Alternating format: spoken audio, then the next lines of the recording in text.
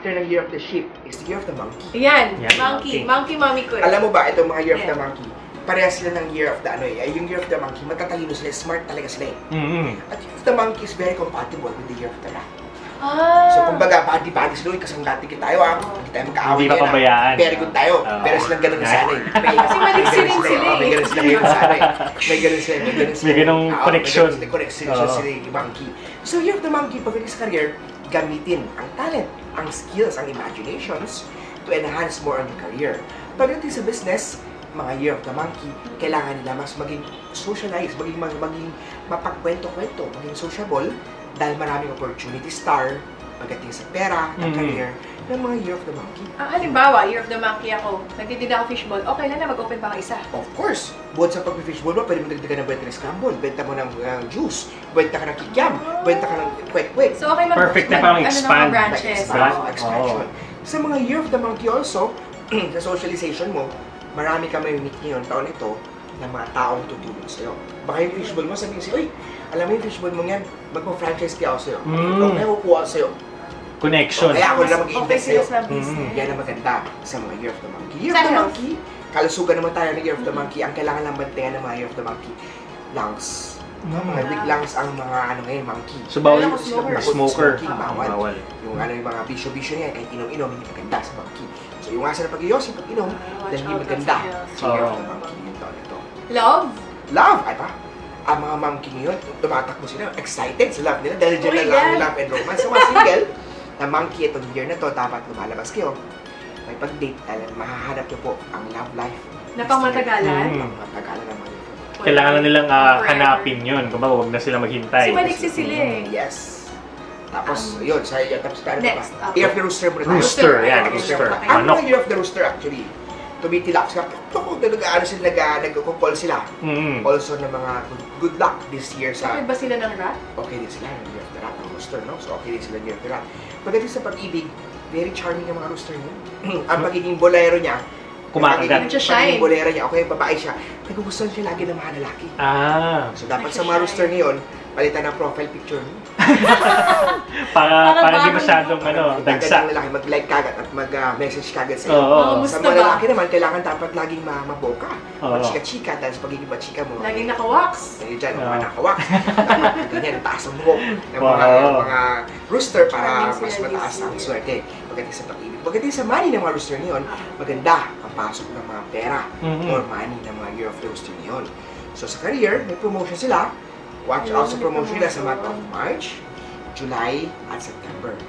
So yung luck March, months. July, at September, may promotion. May mga luck money star sa promotion sa mga Year of the Rooster. Galingan lang nila kasi mayroon talagang nakaabang sa mga months na yon, no? Kailangan lang of effort, sincerity, sipag or focus sa kanilang trabaho, pagmamahal sa trabaho, dahil may opportunity sa mga rooster nito. Ayun. So Parang yung rooster, no? Meron na love, meron na health. Oh, ng mga rooster nila. Ang kailangan ba't ng mga rooster nila, kalusog kanila, is timbang. Dahil sa social, dahil marami silang kausap, marami silang marami nakakain. silang party-party, nabigat, natimbang, timbang. So, kailangan nag-diet ng konti. Marami akong kakilalang ganyan. So, inom-inom na lang, no? Inom-inom na lang po. Konti inom lang, tapos diet lang. Water, puro water. Sa mga rooster niyon, balabantayan ang timbang or you watch out of what you eat. Or exercise, no? Boxing, maganda yun, boxing. Oo, boxing, mas. Nakita ko nga po yung video niya. Oo nga, Talagang ano eh. Pwede ng SEA Games. Sa mga rooster. After ng rooster, puwasok ngayon, pang 11 sign si Dog. Dog. Alam niyo ba ang Dog ngayon, taon na ito? Ang nasa chart nila, ang Big Money Star. Big money. So, sa mga Dog, year ba? Okay ba mag-very good pa rin nakaraan year si Dog. Oo, maganda. Pero ngayon, mas malaking pera ang papasok sa Dog. Alam mo, ang Dog ngayon, nandiyan kasi ang Heavenly Wild Star. Ano naman ito Heavenly Wild Star? Possible kayo manalo ng loto. No. Taya, pag may time. Pag nanalo ha, huwag niyong kalimutan ipadala yung mga share namin. Ayan, oo. Kasi kami nagsabi. Nag-guide. Pwede niyo diretso ako deposit account namin. Ayan. Or by envelope. Balato. Or bisitahin niyo sa tindahan kung masas may balato. Ayan, Oo, kasi nakinig ako sa'yo eh. Tama. Sa game of chance, no? Hindi ko naman sinabing magsugal o magmalulun sa sugal. Any konting amount na meron ka. Na for lottery luck meron. Buti pa dyan, pagdating sa businessman, kung may business ka bubuksan, huwag mo na pag-isipan. Huwag naman patumpik-tumpik, magpa-feng shui kay Master Han. Ayan. Ipa-feng shui ang business nyo, Tapos buksan na natin para mag-boom o makyat ang swerte ng business. Ayan. Sa career naman, may promotion pa rin ang mga Year of the Dog Dog. ngayon.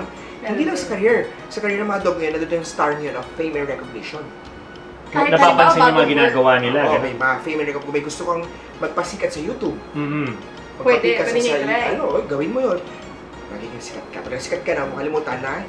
Ayan, yung monetize Eh, nila. halimbawa, banana Q yung gusto niyang business, open na? Okay na. Kasi yung nilalako Bukod niya pa na, sa banana okay Q, na may pwede ka kausap din siyang magbubukas ng iba-iba. banana tao. Q, kamote Q. Ano pa bang mga Q? Barbecue. Barbecue. Oo, Ganyan. mga- Mga ano, lahat ng mga Q, sama mo dyan dahil pwede yan. Itong mga dog na to, this year, maswerte sila. Pagdating sa pag-ibig, no, alam mo ba, ang mga Ayan, pag-ibig no. ng dog ngayon, masyado siyang busy. Hindi niya kaya. Busy siya sa kanyang mga pag-ibig. Yun Pero lang. dapat maging loyal lang tayo sa mga dog, ha? Okay. Iwasan pa rin ang masyadong pilyo, masyadong maraming pag-ibig, baka magkaroon tayo ng problem also sa mga dog ngayon. So may tendency sila na Maglaro. maglaro. Molekta, Kasi parang busy marami Busy, kausap, medyo marami ginagawa. Sa mga dog naman, sa kalusugan, ang dapat naman pantayan ng mga kalusugan ng mga dog ngayon is the heart.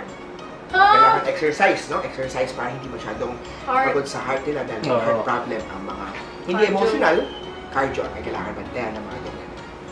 And last na And the last sign natin is the year of the pig. 2019, last year. Oo nga, lilipas is the siya. pig. So, Oo, swerte lilipas ba naman siya? Sa 2019, meron pa rin swerte ang year of the pig. Yun. Yung mga transactions na na-delay ng mga year of the pig this year para sa businessman or career-oriented, pwede tuloy. mo pa rin ituloy. So, Ngayong 2020. Swerte Ayun. sa pagdating naman sa pag-ibig ng mga pig, last year kasi medyo na-delay din ang pag-ibig mo eh. Dahil siguro pagiging suplada mo, Oo. sa entertain. This year, i-entertain mo dahil may pag-ibig star ang mga year of the pig. So pwede na. Hindi yung siya yung larong pag-ibig, Go na. yung talagang para Long sa'yo term. talaga, long term. Oo. Para naman sa kalusugan ng mga pig ngayon, bantayan na stress. Stress Bawal na can stress. give you problem related pa rin sa mga stomach issues. O yung stress na to, pwede mo lumaki yan, mag-cause siya ng major illness or major problem sa mga year of the pig. Natapos na natin yun. Tapos yung 12. Ang 12 animal zodiac. Para sa 2020. eh. Pwedeng isang mabilis lang. Kasi magpapasko, mag-New Year.